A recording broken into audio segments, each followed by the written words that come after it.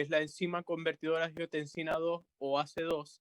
Ese es el Ajá. receptor específico que es capaz de reconocer a la proteína Spike para permitir la entrada del virus a la célula. Sí. Y La proteína Spike es una proteína, es una glicoproteína, ¿ya? O sea, tiene azúcares. Y las proteínas de membrana, recuerden que también tienen azúcares. Entonces, recuerden de que el proceso de interacción entre proteínas, sobre todo cuando son de membrana, el reconocimiento se da generalmente en base a los tipos de azúcares y la estructura que presentan en términos generales, ¿ya? Entonces, esa interacción molecular es la que permite que el virus quede sujeto a la membrana de la célula. Y después, una vez que se genere esa interacción, hay otra proteína, que es una proteasa de serina, sí, que la corta serina la 2. proteína S, y ahí es donde se facilita la fusión de las membranas. Porque si no corta la proteína S, entonces no sería capaz de ingresar a la célula. Hay informes que son contradictorios en ese sentido, porque en algunos casos se ha visto, lo que pasa es que muchos trabajos se reportan no en células humanas, sino en células de ratón humanizadas o cosas así, ¿ya? Entonces se ha encontrado de que podría haber dos formas de ingresar del virus, pero la forma que está bastante bien establecida es esa, en donde se corta e ingresa. Y podría haber otra forma, como ocurre con otros virus, en donde ingresa todo como si fuese un proceso de fagocitosis. Ah, Que pero, también por sería ejemplo, otra forma de ingresar, pero está menos establecido ese proceso. ok. Pero, por ejemplo, en este caso, con el receptor AC2, únicamente es por la afinidad. O sea, no hay como un factor particular que se permita diferenciar de que sea con otro receptor. Por ejemplo, solamente es porque tiene una fuerte afinidad con este receptor que es el que permite el reconocimiento. Sí, pero no es el único factor que está involucrado en el proceso de infección, ¿ya? Hay varios otros factores que pueden estar involucrados en el proceso de infección, porque como normalmente se está bien establecido de que la infección más rápida requiere de que se corte, se ha encontrado de que hay más de una proteína que puede realizar ese tipo de cortes. De hecho, se ha visto de que hay otras proteínas, ¿ya? Una furina, por ejemplo, que también pueden hacer cortes de la proteína S. Y eso va a generar también modificaciones en la capacidad infecciosa. Por ejemplo, la cepa nueva que ha salido, la británica que se está hablando, tiene modificaciones en la proteína S. Entonces, como su proteína S es diferente, la interacción con el receptor AC2 se hace, eh, está favorecida. Y eso genera que también tenga mejor Más capacidad infección. infecciosa la nueva cepa. Mm. No es la Ah, única ya. cepa que ha salido. También apareció otra cepa hace un tiempo que era también una variante de la S, pero no tenía tanta capacidad, tanta variación en general. Esta sí parece que tiene mayor capacidad. Y es porque se modifica la secuencia. Y saben de que cuando una proteína se modifica la secuencia, cambia la estructura, la configuración, y eso puede hacer de que se facilite su interacción o se empeore su interacción. Claro. Ah, Y perfecto. normalmente, como en este caso, todos estos atraviesan procesos evolutivos. Si tenemos un virus que dentro del grupo sale con una mutación que le favorece, va a haber favorecida su multiplicación, ¿ya? Entonces, normalmente cuando los virus siempre generan mutaciones, siempre generan alteración en la célula, eh, eh, porque de plano están obligando a la célula a un trabajo de desgaste. Están replicando material genético exageradamente. Entonces la célula se desgasta, comete errores y comete errores en la replicación del virus. Entonces, de los virus que salen, hay muchos que salen con mutaciones. Muchas mutaciones van a ser perjudiciales para el proceso viral y saldrán con proteínas o RNA con cambios que no le favorecen la infección. pero los que salgan con cambios, con mutaciones que les favorecen, evolutivamente serán más infecciosos y esos se propagarán en la población, ¿ya? En los procesos virales jamás se vuelve una persona el virus. Ah, ya. Y por eso mismo, por ejemplo, en este caso que va relacionado con lo que pregunté anteriormente, cuando estos procesos de mutaciones ocurren, en este caso son procesos que se dan en la replicación específica del ARN del virus, porque nunca llega a formar parte del ADN de la célula como tal, ¿verdad? Del hospedador. Ajá, sí. Lo que pasa es que aquí se hace copias y es un proceso de replicación que es equivalente al proceso de replicación. Es como que en lugar de usar DNA polimerasas para la replicación, se hace con RNA polimerasas. Pero RNA polimerasas que tienen como molde RNA, no DNA, ¿ya? Claro. Y como toda enzima, tiene un rango de error. Ahora, si la célula tiene problemas energéticos, como una célula infectada, se entenderá de que tiene un desgaste energético, los procesos o los errores tienden a ser mayores. Por esa razón es que eh, ingresa un virus y sale 1 millón de virus, pero no salen 1 millón de virus iguales. Algunos salen iguales cuando se hizo el proceso bien y la mayoría o más de la mitad pueden salir con errores. Y allí los que sean eficientes infectando son los que seguirán propagando y diseminando esas copias. Ah, ok. Perfecto. Gracias, profe. Ok, Eleazar. ¿Alguien más tiene alguna consulta que hacer? Tienen que estudiarse bien el proceso de infección para que entiendan cómo el virus se aproxima, cómo ingresa a la célula, qué es lo que ocurre adentro, ¿ya? Para que también entiendan después por qué razón se utilizan estos elementos como elementos de respuesta inmunitaria después.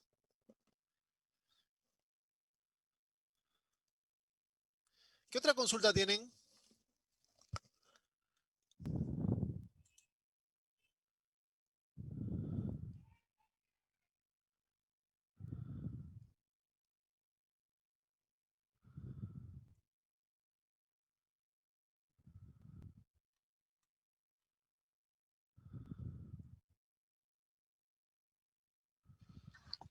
Profesor, ¿Sí? ¿se escucha? Sí, sí se escucha. Ya. Sí, es que tengo también una preguntita acerca de que si este virus, el SARS-CoV-2, eh, solamente utiliza la maquinaria o también podría modificar, así como por ejemplo, así como no puede, así como modificar el genoma de las células, ¿verdad? Al ser un virus de RNA.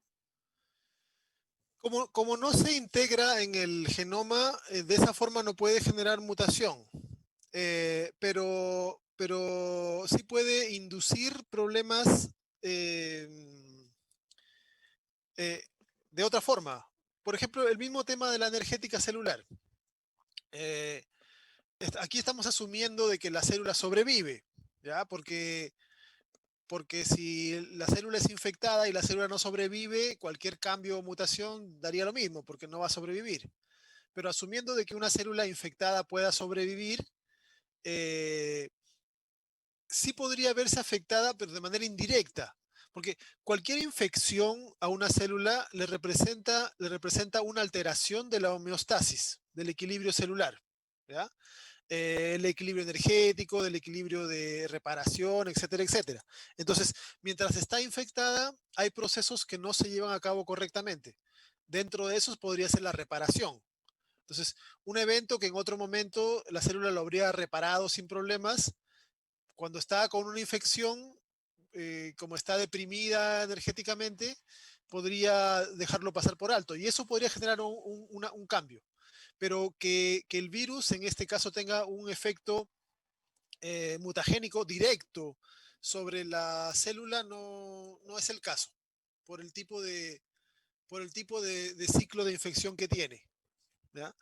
Eh, los que sí generan infección directa son los virus que tienen, o sea, cambios directos son los virus que se integran en el genoma o que generan alteraciones por ejemplo, del ciclo celular, o alteraciones de procesos que tienen que ver o afectan directamente la replicación.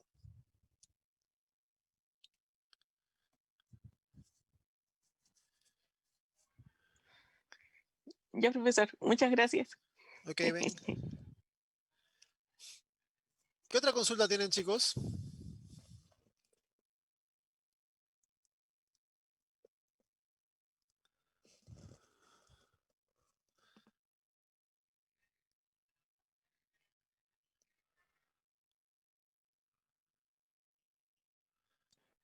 Profe, tengo otra.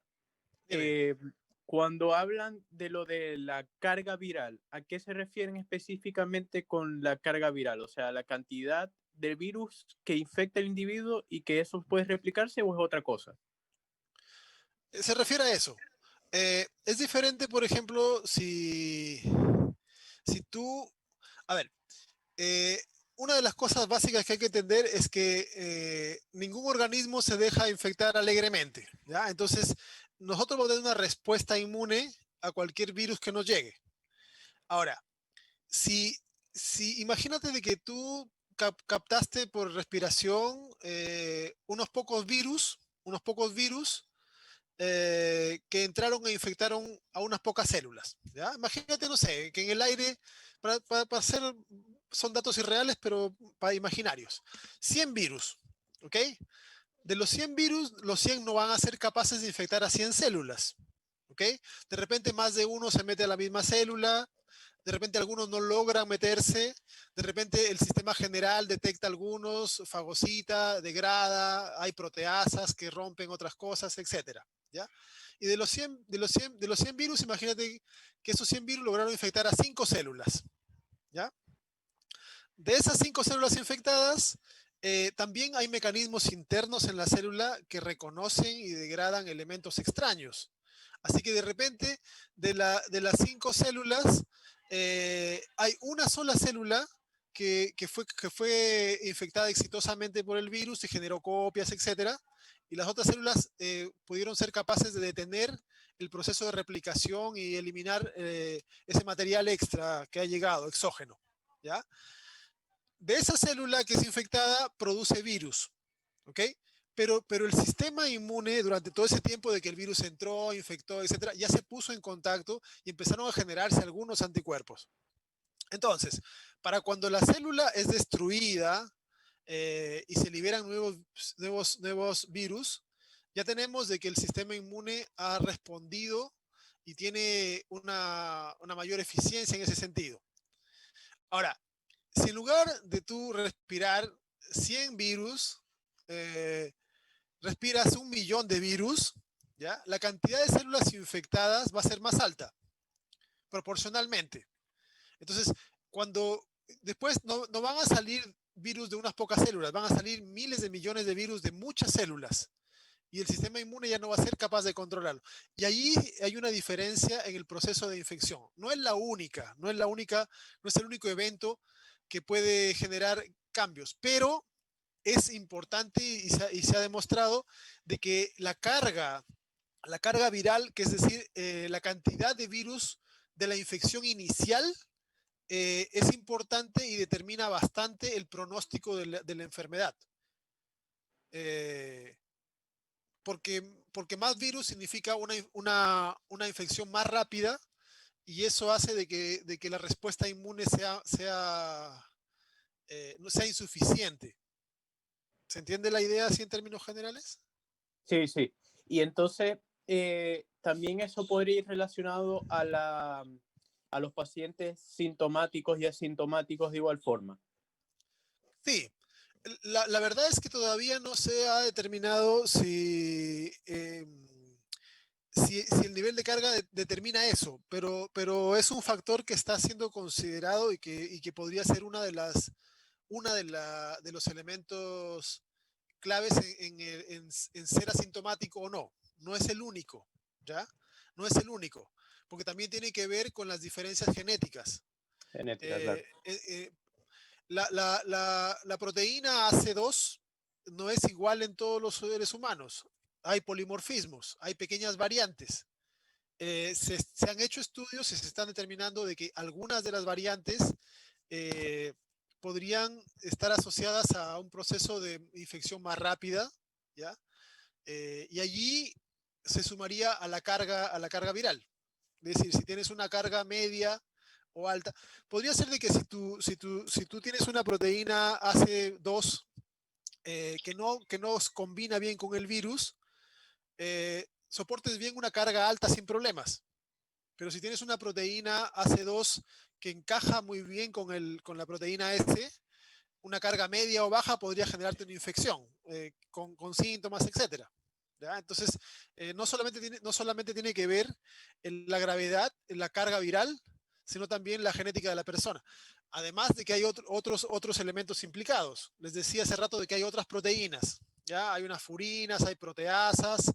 Incluso se han hecho estudios eh, relacionando el nivel de colesterol, ¿ya? Porque aparentemente el colesterol, recuerden que el colesterol está en las membranas y aquí hay un proceso de fusión de membranas.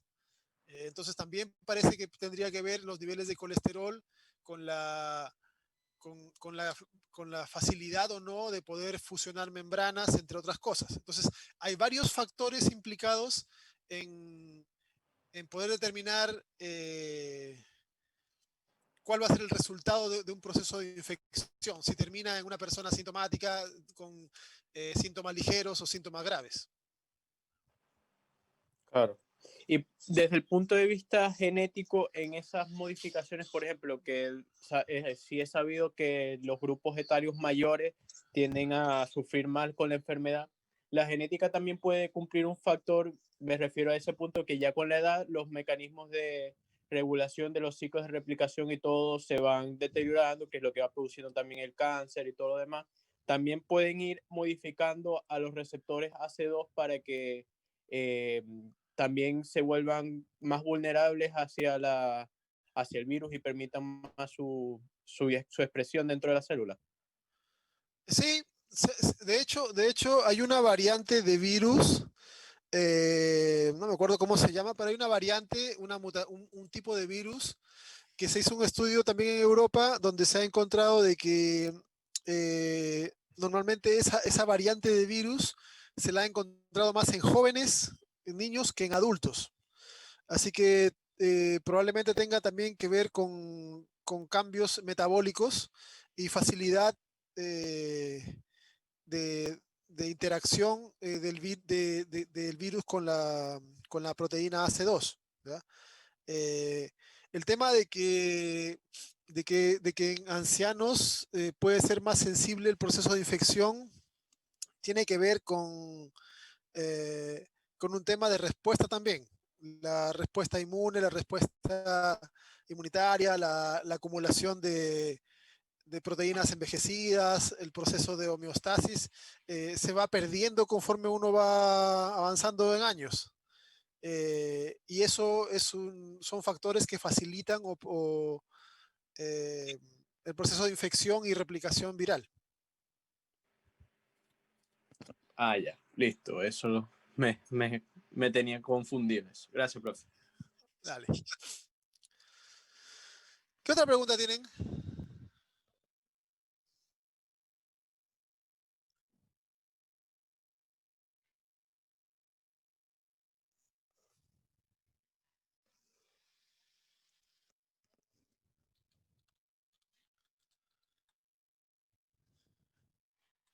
Eh,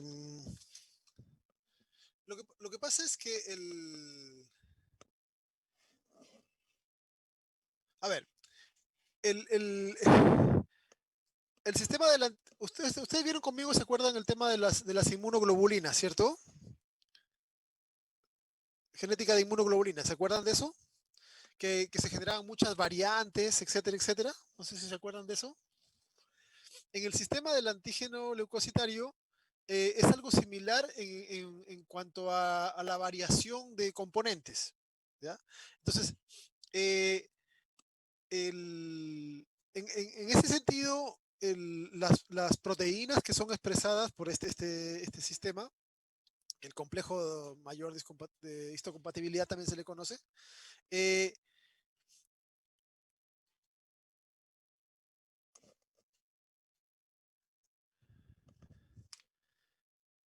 tiene que ver con toda la capacidad de variantes que se puedan generar de los receptores a estos elementos antigénicos.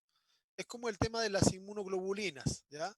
Si uno tiene un sistema, un genoma que tiene más variantes en las regiones variables, puede generar mayor cantidad de inmunoglobulinas. En este caso también, la genética de la persona, si la persona tiene más variantes en esas regiones de los genes del HLA, también va a poder producir mayor cantidad de variantes. El punto es el siguiente. Eh, por ejemplo, en nuestro sistema inmune puede producir elementos que reconocen de toda esta parte de la S, no es que van a reconocer a todo, sino que imaginen ustedes, aquí no puedo rayar ni nada, pero imaginen ustedes de que esta proteína S, vamos a agrandarla acá, ¿ya? Esta es la proteína S. Entonces, ¿se ve el mouse ahí o no? Ya. Entonces, eh, nuestro sistema inmune va a producir elementos que reconocen, por ejemplo, esta partecita de S, esta partecita. Otros sistemas, antígenos, etcétera, reconocerán otra parte de S, otros pueden reconocer por acá, algunos pueden reconocer proteínas M, otros proteínas E, etcétera. ¿Ok? Entonces, se van a producir diferentes elementos de respuesta. Mientras más elementos diferentes tengamos, tenemos mayores chances de poder reconocer esto. Por ejemplo, podrían generarse respuesta a la S completa, a la S cortada, a la S plegada de otra forma, etc. Entonces, eh, en la respuesta en la respuesta y en el proceso de defensa va a depender de muchos factores. Va a depender, por ejemplo, de la velocidad con la cual la persona produce anticuerpos, del estado general del sistema inmune, de la combinación, porque el sistema inmune no solamente son el HLA y las inmunoglobulinas, tiene que ver con otros componentes también. ¿Qué tantos diferentes sistemas tiene activos? Y también hay un componente de suerte. Y todos esos factores combinados pueden inducir de que un proceso de infección sea grave, sea leve o sea asintomático.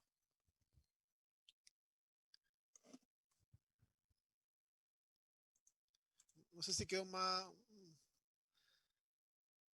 Ya.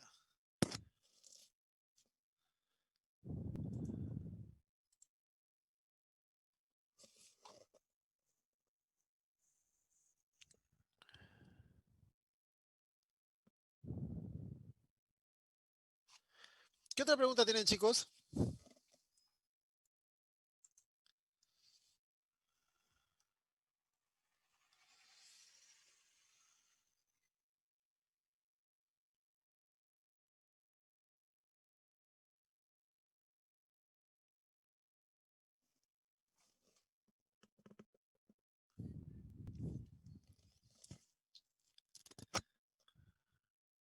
Profe, Sí, yo tengo una duda con respecto a la realización del PCR, ya. porque se supone que ya con el PCR se hace el diagnóstico, Ajá. pero mi pregunta era que con el PCR detecta el ARN del virus, ¿cuál era como la cantidad mínima más o menos que uno necesitaba como tener para poder detectarlo y no dar como un falso negativo, por ejemplo? Como la sensibilidad que tenía el Ujú. PCR para detectar a las personas infectadas. Ah, no me acuerdo exactamente cuál es el valor de sensibilidad, pero, a ver, el virus se puede detectar una infección de tres maneras. Por PCR, que sería detección directa de material genético, ¿ya? Por ELISA, por ejemplo, que sería detección con anticuerpos para las proteínas, se detectaría proteínas directamente, o se puede detectar anticuerpos en la persona que fueron producidos contra el virus, ¿ya? Entonces, los dos primeros son directos, porque tú estás determinando la cantidad, o sea, algo real del virus, el RNA o la proteína. Y el otro es indirecto porque estás midiendo el, la respuesta del huésped, el hecho de que genera anticuerpos contra un virus, ¿ya? De los tres, el PCR tiene mayor sensibilidad que el ELISA o que el de anticuerpos, ¿ya? Cada uno de los tres métodos tiene diferencias, ¿ya? Por ejemplo, el PCR ya no te detecta cuando te pasó la infección porque ya no hay virus. Entonces, no, con el PCR tú no puedes decir si la persona estuvo infectada o no estuvo infectada. Eso es algo que no puedes hacer. Pero sí con el PCR puedes detectar eh, eh, cuando está la persona infectada con una sensibilidad bastante más alta que con la de las proteínas, que además tienen menos errores de falso positivo, porque como hay varios otros virus que tienen cosas parecidas, el tema de los anticuerpos tiene un porcentaje alto de eficiencia, 90, 80 y tanto por ciento, pero el PCR tiene cerca del 95% de, de sensibilidad, que es más alto. El tema de los anticuerpos sí te permite saber si una persona estuvo infectada o no, porque quedan en el cuerpo. Lo que, por ejemplo, ahora se quiere saber es si una persona infectada, cuánto tiempo permanecen los anticuerpos en su sistema, ¿ya? Eh, si permanecen largo tiempo, la persona estará protegida contra una nueva infección. Pero si los anticuerpos son temporales y desaparecen, no va a ser protegido contra una nueva infección.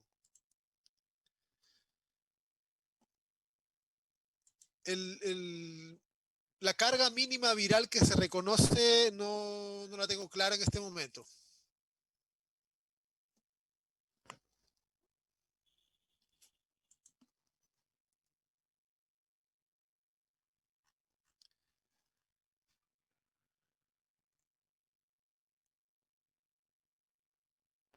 Profe, ¿Sí? respecto a esa misma respuesta que usted dio recién, entonces con este del anticuerpo de la persona ahí se medirían la IgG en el tiempo, ¿cierto? Es que depende del periodo de infección, porque como primero se empieza con IgM, IgG y las más duraderas son IgA, IgD, depende del periodo de infección. Lo que pasa es que dentro de las problemáticas que se están generando, y eso tiene que ver, por ejemplo, ahora con el tema de la vacuna, es cómo generar protección a largo plazo. Es decir, cómo mantener células de memoria que produzcan el anticuerpo, ¿ya? Y por esa razón es que, por ejemplo, en el tema de la vacunación se utiliza doble dosis de vacuna. Con la primera dosis de vacuna se estimula la producción de la proteína para que se generen linfocitos que producen anticuerpos contra esa proteína, y luego con la segunda dosis es para que algunos de esos linfocitos se transformen en células de memoria permanentes, para que sea prolongado la respuesta. Si no, solamente va a ser una respuesta aguda temporal y que luego se van a perder.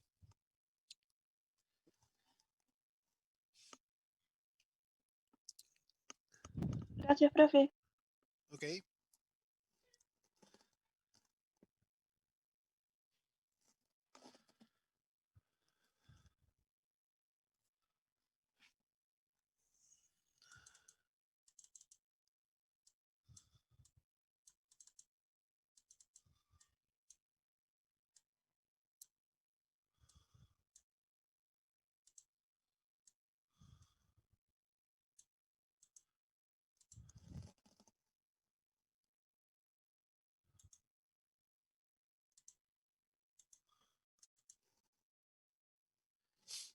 ¿Qué otra consulta tienen?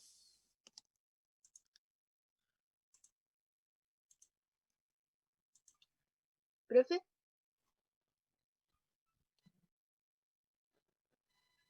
Dime. anteriormente Nada. habló sobre el colesterol. Quería preguntarle respecto al caso que dice que la paciente tiene el colesterol HDL disminuido. Quería saber si había alguna relación